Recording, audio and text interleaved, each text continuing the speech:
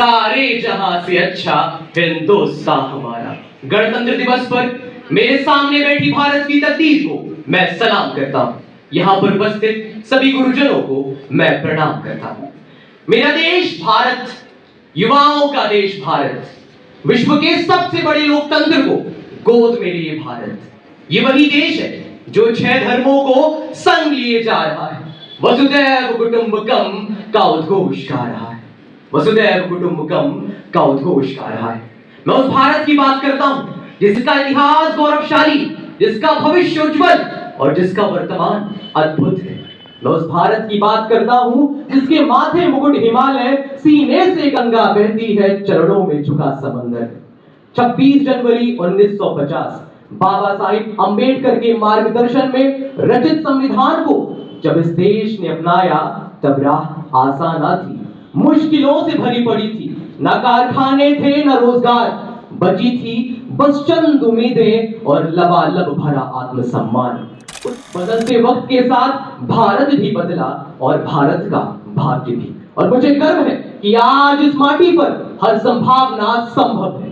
ये वही देश है जहां नारियां रूढ़िवादियों से डरना छोड़ हर मुश्किल को पछाड़ती हैं। वे अब दबी हुई आवाज नहीं साहब, शेरनी की तरह दहाड़ती। और उसी दहाड़ की दमक से संसद के गलियारों में वे अपनी 33% भागीदारी सुनिश्चित करने जा रही है। मैं उस भारत की बात करता हूं जो विश्व पटल पर झुकता नहीं, अपनी ही शर्तों पर अड़ा है। जो विश्व पटल पर अब झुकता नहीं, अपनी ही शर्तों पर अड़ा है।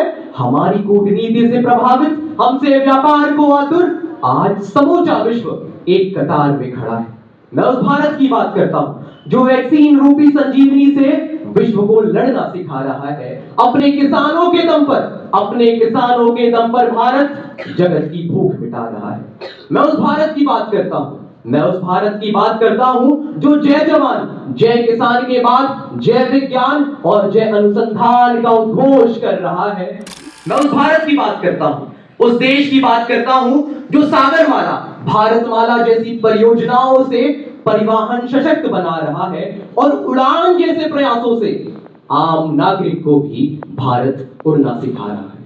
मैं उस देश की बात करता हूं जो आजादी की शताब्दी तक विकासशील से विकसित होना चाहता है।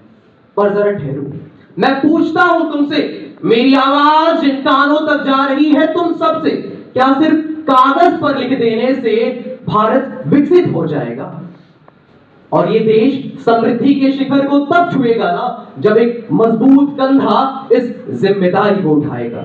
स्वामी विवेकानंद कहते थे, तुम मुझे 100 युवा ला कर दो, मैं युग परिवर्तन ले आऊंगा। युवा मतलब क्या? युवा मतलब गति, और जब गति को सही दिशा दी जाएगी तब होगी प्रगति, समूचे भारत की प्रगति। क्योंकि ये वही देश है जिसका कल, जिसकी तकदीर, जिसकी बागडोर युवाओं के हाथ में।